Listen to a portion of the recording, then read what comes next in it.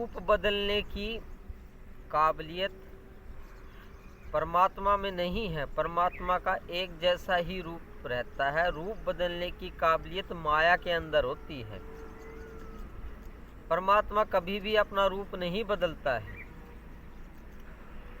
आपने काफ़ी पढ़ा है कि परमात्मा का ऐसा रूप है, वैसा रूप है, तो ये माया है।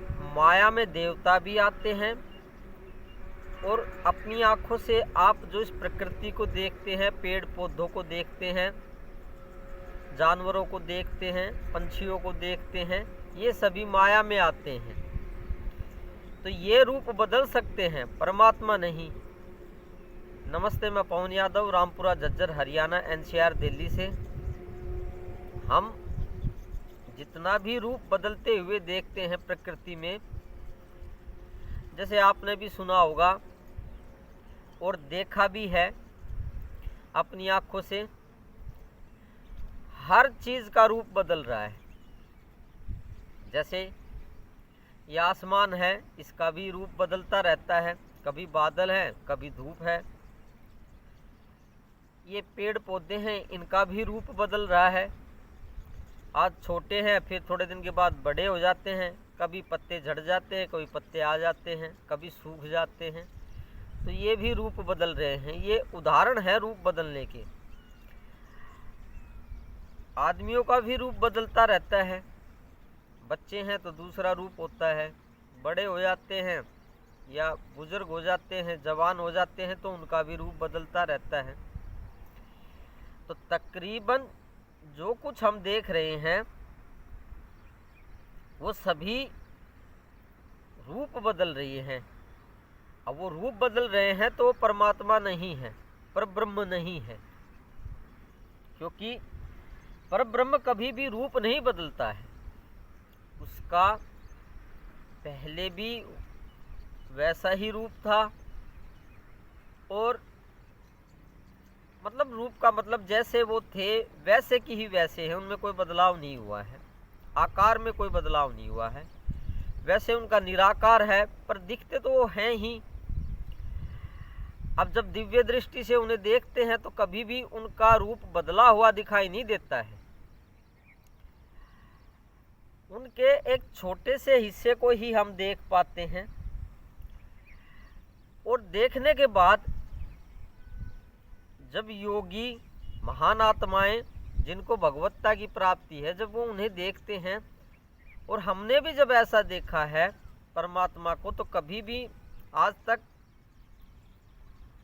कभी रूप नहीं बदला है उनका। सालों से देख रहे हैं तो रूप में कभी कोई बदलाव नहीं हुआ है। बाकी प्रकृति में जो और सब कुछ है परमात्मा को छोड़ के, जैसे पीछे मैंने उदाहरण दिए, सबका रूप बदल रहा है। पानी है, उसका भी रूप बदल जाता है। कभी पानी हो जाता है, कभी बर्फ, कभी भाप, तो वो भी अपना रूप बदल लेता है।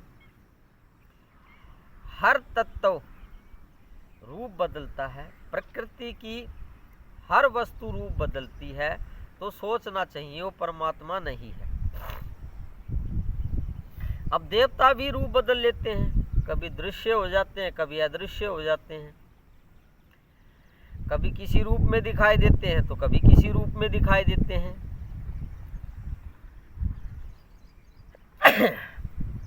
सॉरी। तो रूप देवताओं के भी बदलते हैं। तो रूप बदलने वाले जो देवता हैं वो भी परमात्मा नहीं हो सकते। तो कोई भी वस्तु, तत्व, पेड़ पौधे, देवता, जीव, कोई भी मटेरियल सब्सटेंस जो रूप बदल लेता है वो परमात्मा नहीं हो सकता। जैसे आपकी देवियां हैं, वो भी रूप बदल लेती हैं। कभी विकराल रूप धारण कर लेती हैं, कभी चतुर्भुज रूप धारण कर लेती हैं, 4 हाथ हैं।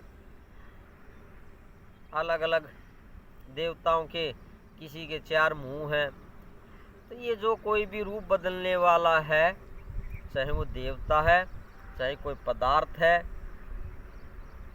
एलिमेंट्स हैं, वो परमात्मा नहीं हो सकता, क्योंकि हमने जब परमात्मा को देखा है तो कभी भी उसका रूप बदला हुआ नहीं देखा है।